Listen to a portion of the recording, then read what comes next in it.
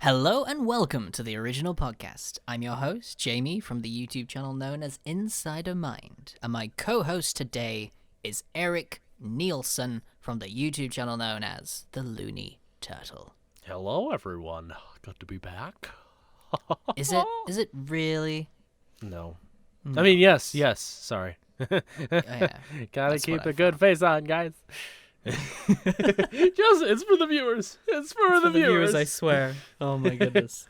Okay, so today's podcast is going to be a little bit different because this is actually connected to a video that I'm currently making. I'm hoping it's out now, but it might not be. It might be out the day after. But this is an extended cut of an interview I had with a woman known as Laura E. Hall, who was a very active player in an alternate reality game known as Perplex, and is still technically a player within this game because there is one particular part of the game that has remained unsolved for almost 10 years. Eric has just watched back some of the clips just to try and get some information and insight what's going on, and he's very confused because obviously I haven't given him too much context. So they do the thing with the stuff, and then the others, and people are playing a game. Okay, I think I'm good. Yeah? Great. No. I'm glad. No. I gathered you weren't. You don't need to clarify. It's for the viewers at home. Yes, of course. Absolutely. It makes total sense. Yep, So I just want to... I understand it, but for the viewers that don't, how about you help them, but don't ask me any questions at all. Okay, I will explain it for the viewers. For anyone listening who is unaware of this, Perplex was a puzzle-solving alternate reality game, and a bit of a scavenger hunt. In Perplex, there was a real-life cube that was hidden somewhere in the real world for players to find. And during this time, there would be cards that were handed out by Mind Candy, the creators of Perplexity. And each card had puzzles on them. And I believe they were rated from different colors. I think red was the hardest, and there was a different color that was the easiest. I can't remember which one was easiest. It might have been silver, but I'm not entirely sure on that one. But either way, there were different puzzles and different level of puzzles, and people would band together in the forums to get them solved. And one of these particular cards was called 1,000,000,000, and it was a picture of a man with some writing on the side that translated to "Find me." And there was also at the time a website where you could get clues for each card. Clues, I say one clue, basically, a hint. And the hint for this 1,000,000,000 card was, "My name is Satoshi." So all people had to go by this one card was the picture, the what this guy looked like, and his name. So the biggest question for this particular puzzle was, can you find someone solely based on their face and their name? And it's proven that you can't, basically. That's the short answer, because it's been 10 years and they still haven't found him. But there's one hopeful player that's been going around for the past several years that hasn't given up. She does hope that one day they will find this person. And, there's always a chance, because this guy's still around. You never know. People might get interested and start looking around again and find this man. That, and there's always emerging technologies, so there is the possibility that at one point or another we'll be able to pull that off. Yeah, the only problem now is that it is 10 years on, and this guy is obviously going to have changed quite a lot now. And it was tough as it was back then, 10 years ago, because she tended to be bombarded with a lot of people who just saw Asian guys and then sent a picture and going, "Is this him?" And it was like, that's not how it works, guys. You've got to kind of look at the details of his face and really analyze. She actually talks in this particular interview about how earlobes can be very distinct, and that's a very good starting place to look if you're looking at the person to identify them. Same with things on your face like warts or any spots, because while you may personally age, your hair might fall out or it might go grey, those particular things stay the same. So that's always a very good thing to look out for. Are you okay there, Eric? I'm just dying slowly in the inside. Okay, fair enough. So I feel like we'll play a couple of these clips because they have. I cut them down. They're not in a full order, and well, in one big segment. The reason why they're not in one big segment and they cut off is because halfway through this interview, my internet cut out, and I lost everything. So I had to re-record the first half of these interviews. And I became so paranoid by that I decided to stop recording after every 2 questions, basically. Yeah, so classic Jamie, you know. Yeah, so classic Jamie being paranoid and splitting everything into bits. So I'm going to place them together now so you guys can listen to them. And I do pretty much ask the questions there, but I think some of them are missing. But overall, I think we should be good. I just kind of wanted to introduce you guys and give you a bit of context for this particular podcast. But overall, I think I could just kind of move on and give you guys the rest of the interview. Is there anything else I'm missing, Eric? Is there anything else Perplexity-wise that I think I should fill in? Was there anything that you were confused before watching the full extended version of these interviews? It kind of the format of Perplexity. The format?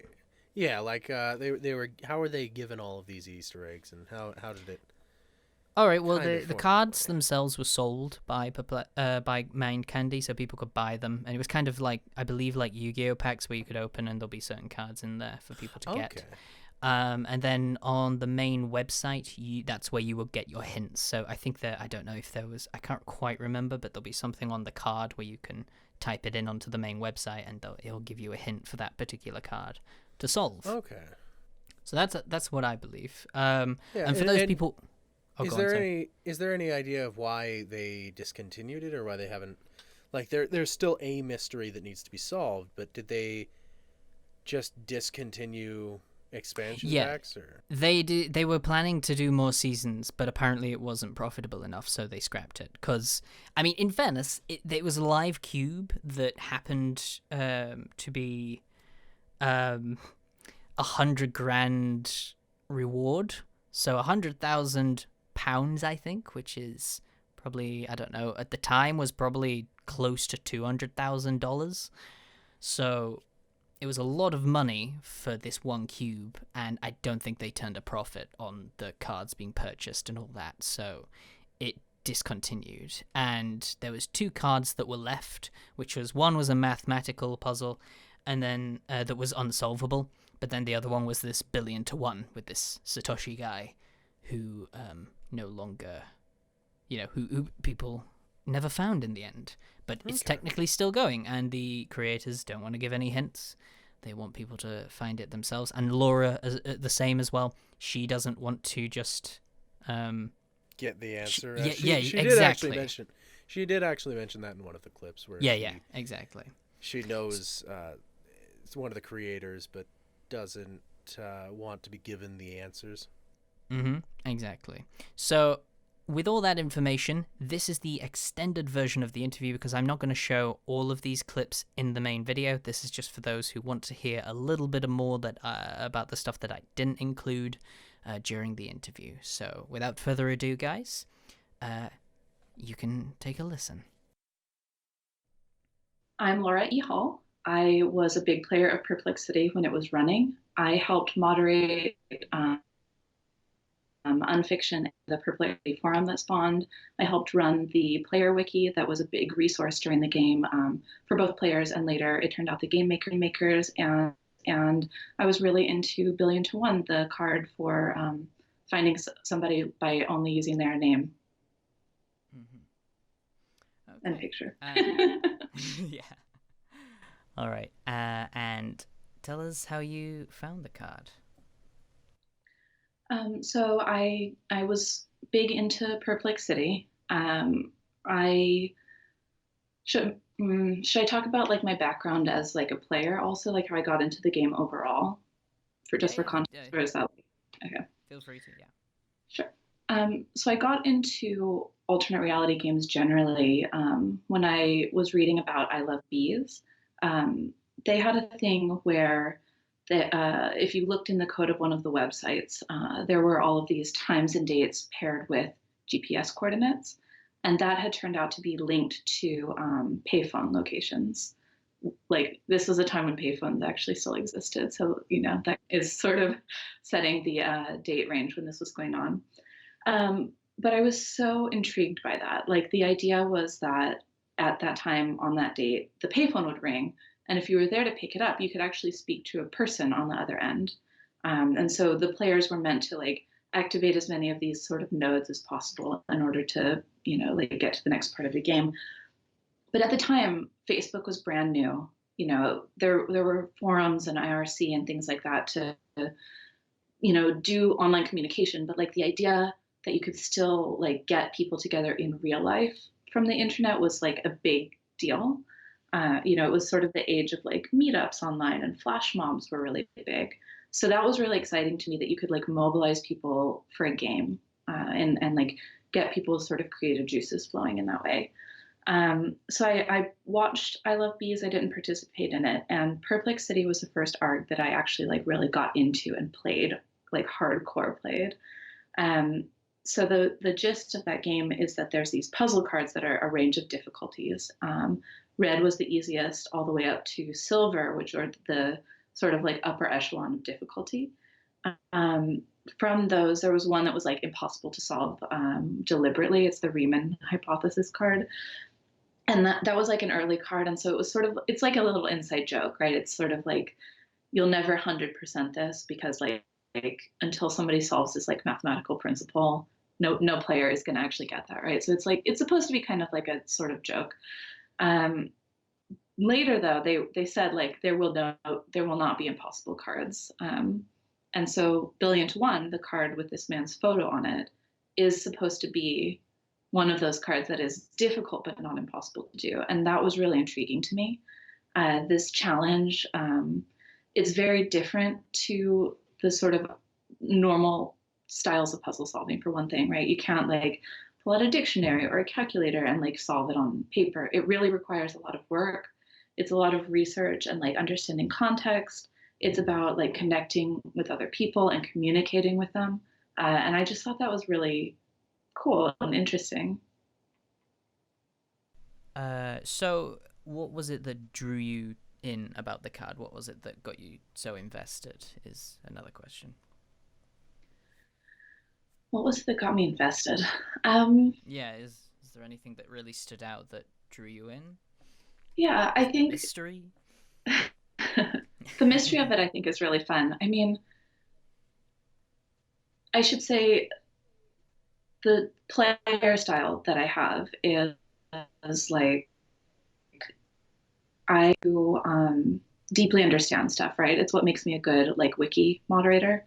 You hold the whole concept of this game or this world in your mind and like try to understand all of the connections to it, which works when it's a fictional world, right? That's kind of like what the fun part is of getting super deep into these games. Billion to One is kind of asking you to do that a little bit in the real world, and I thought that was like really fun. There's something about it, and I don't know if I can fully articulate it, but there's something about it that like scratches an itch for me of like the mystery is expanding into the real world. It's placing the challenge like back on you as the player, because there's no framework to work within of sorts, the way that a game would normally present. Like, here's the boundaries and here's the understood rules of what's like in game and out of game. Like, this truly is just like you're on your own in order to do it, but it is doable. And I think that is like a challenge that I find myself excited to rise to. All right, yeah, that one's saved. So let's that, and we'll go on to the next segment, which is pretty straightforward. What was the first thing you decided to do in the investigation to find this guy? Right. So the card is laid out. It's a man's selfie, and he's in front of a really distinctive background. And then there's writing down the side in Japanese that says, "Find me." And then there was also a hint line at the time running for this game. And the hint for this card was, "My name is Satoshi," right? So that's all of the information that we were given. So I didn't end up identifying the background, but players did. And that was linked to Kaisersberg in France. It's this little village. So already that's actually a lot of information to work with, right? We looked into the history of that town, and it turned out that there was like a pretty sizable Japanese population there at the time. I'm not sure if that's true 10 plus years on, but it definitely like in the time period when that photo was taken, it would have made sense. There's stuff that you can like look at analyzing this man's face. Something that is very identifiable for people's photographs throughout their lifetimes is their ear shape. Whether their earlobe is attached to their face, the ear canal shape, like that's something that remains distinctive. So we like looked really deeply into that. He has a mole on his face, features like that, because obviously other things about your face can change. Your haircut can change, your facial hair can change, like you might be wearing glasses or not. But those are some of the things that are not really likely to be any different no matter what time we're actually approaching somebody. So those were the pieces of information that we had to work with in the beginning, which it seems like it's not a lot, but once you start really digging into it, more and more starts to unfold. All right. Okay. There's another tea break for you. Perfect. Yeah, this one's about the website now. So you made a website for him. Find Satoshi, or Satoshi. I'm not sure how you pronounce it, but yeah. Could you talk us through the website? What can you find on each page for the site? Gosh, I don't even remember. Oh, you don't It's been remember? so long. Oh no. Yeah, well, so I wanted to set up a website because the real challenge of this card is finding somebody that actually knows this person, and is able to prove that, right? It seems likely that this person may or may not have social media. At the time, again, social media like wasn't as big a deal as it is now. People were significantly less likely to have a personal profile up on the internet with their face. And also Satoshi is a really common name. So there is information that can be shared with the community in order to like enable people to do some of the research and the searching themselves. I also wanted it to be a trilingual search, so in English, French, and Japanese, because like we know again that the photo on the card was taken in France, but it's written on the card in Japanese, and then we're playing this game, which is made by a company in England. So the person in the photo could speak any of those languages. We just don't know, meaning that the people who know them in real life could speak any of those languages. So the information on the website is just to share the research that's been done so far. Like people identified the exact location in that village where the photo was taken. And I've actually been able to visit it, which was totally random, but very special. And then, yeah, just to provide some context for the card, there's like a high-res version of the image so that people can really like get in there. I have to actually look. I don't even know what's on there. I lost the website for a while. My friend had registered the domain and like let it lapse, and so I actually finally got it back. All right. When did you get it back? Oh, okay. A couple of years ago, I guess. Yeah. I haunted that for a really long time. I'll actually help us find Satoshi. I will. Oh, it's not even up right now. Oh. Well, I'll get it up for this. There we go. Okay. Yeah, it's on the WordPress thing. Okay, yeah. What is on here? Do you know this man? Trip down memory lane. I was going to say, I bet it's strange looking back on it. Bit of nostalgia.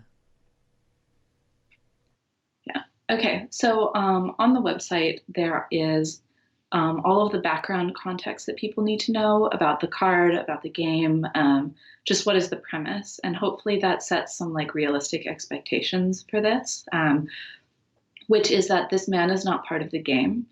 In my opinion, he is a colleague or a friend of a friend of a friend of somebody. So he probably doesn't actually like really know about alternate reality games or anything, and was just doing somebody a favor. There's also all of the research to date, information ideally in multiple languages. That's like one of my goals for the future, is to get people to contribute more in French and in Japanese. And sort of like tips on how to participate. One of those is ideally to not just like spam people with emails. Satoshi is a really common name. It's like, I don't know, the equivalent, like John or Rob. So there's a lot of men named Satoshi out there. They're not all this Satoshi. All right, okay. I guess if you want to, you could segue into that kind of problem then that kind of happened, you said. Yeah. Yeah. Feel free to. Sure. So when this game was running, the internet was very different. The first time that this project kind of went viral, as it were, was when it was posted on Dig, which was like a links aggregation website. There wasn't anything like Reddit. Social media like Twitter was brand new. And so just the potential spread for this kind of thing was much smaller. That poses some challenges now, because, again, like, this is just a regular person. He's not part of the game. He's not a fictional character. And even from the very beginning, sometimes somebody would send me a tip. And so I would email a person, maybe they didn't have a super clear photo of their face. So like, it's like a legitimate possibility that these people could have been our Satoshi. And I would email them with an explanation and a link to the website. And they would say, thank you for sending me this. I've been getting emails and I have no idea why, right? People are like contacting them, not explaining what's going on.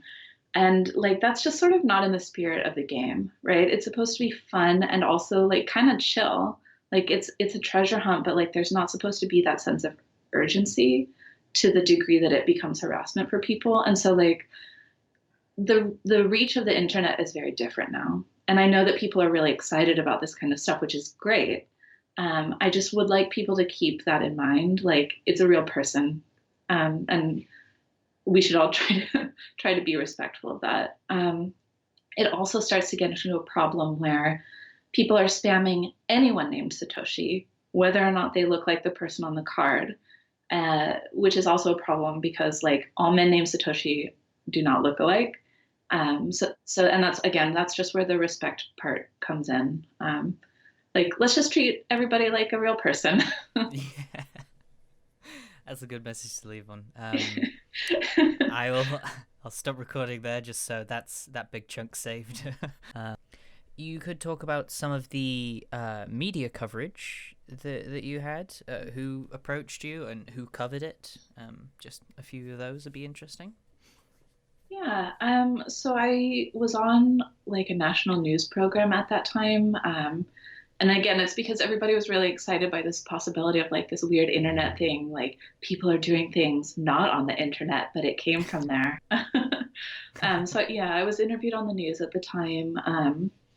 Since then it's been covered on some podcasts and stuff. And every once in a while, there's a little bitty surge of interest in this project, which is exciting to me because I really do actually want this person to be found someday.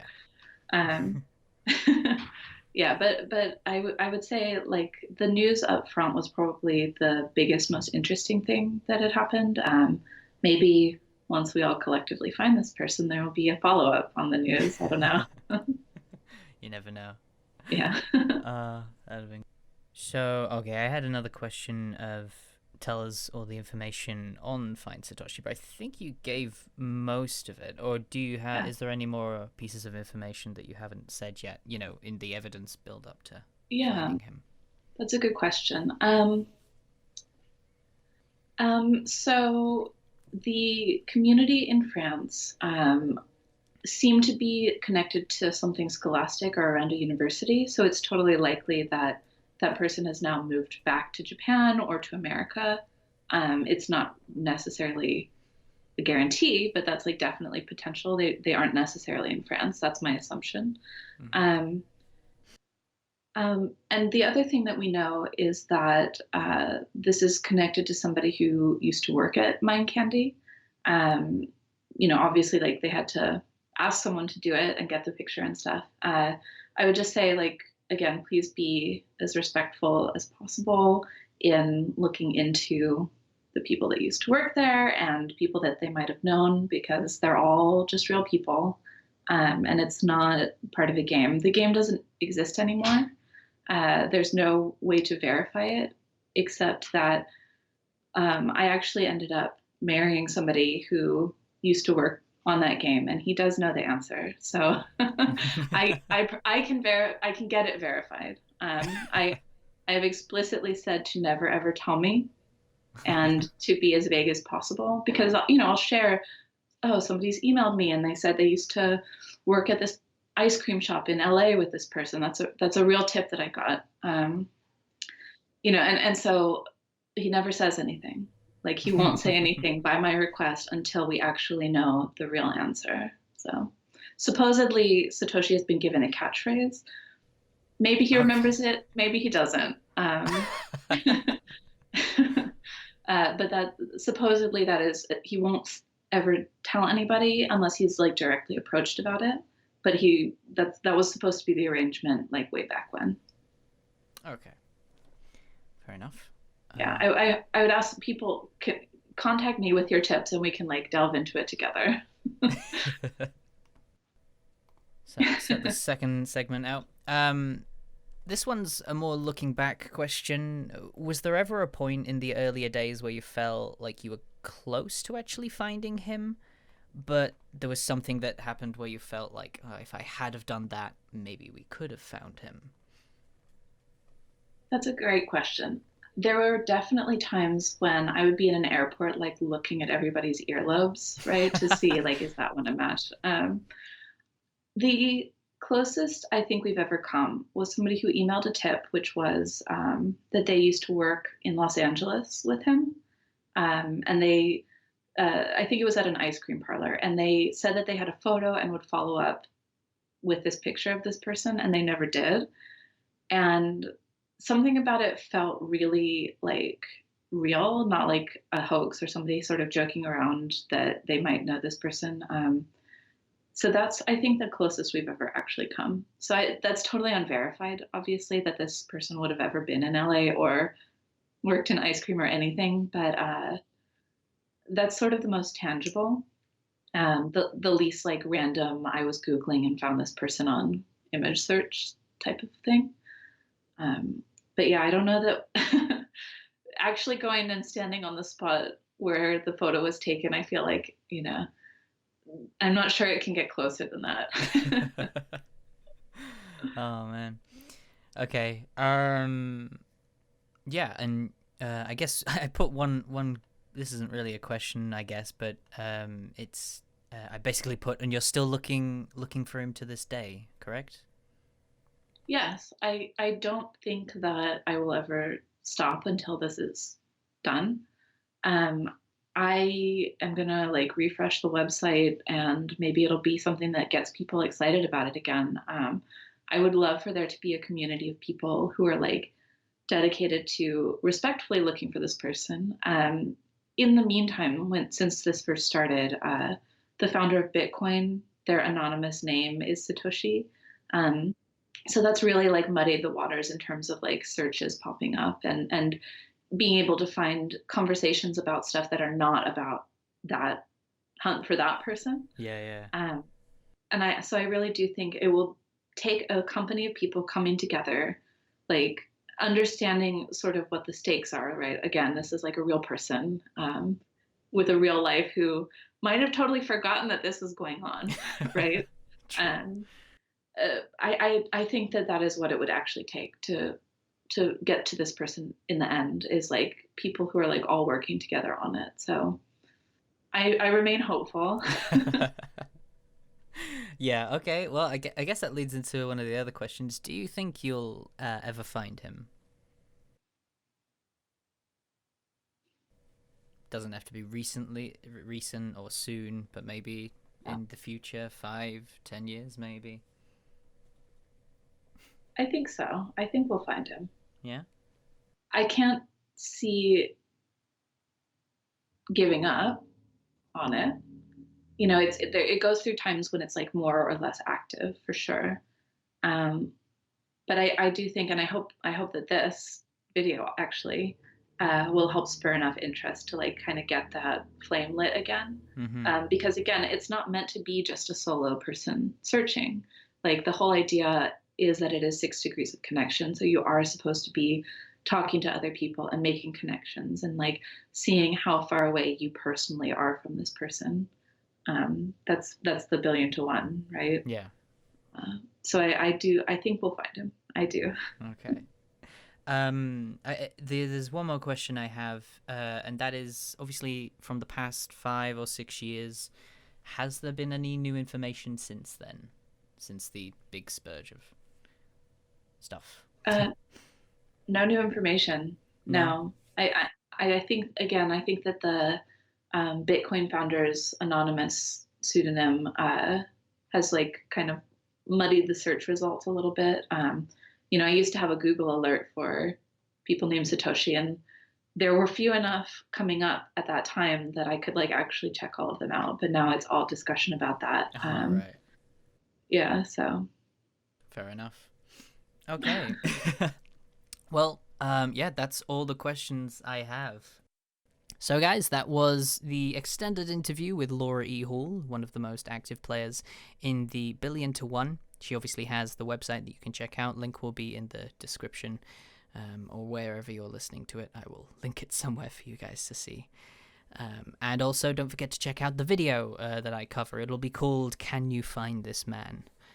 And yeah, thank you guys so much for listening, and we'll see you in the next podcast. Have a good one, everyone.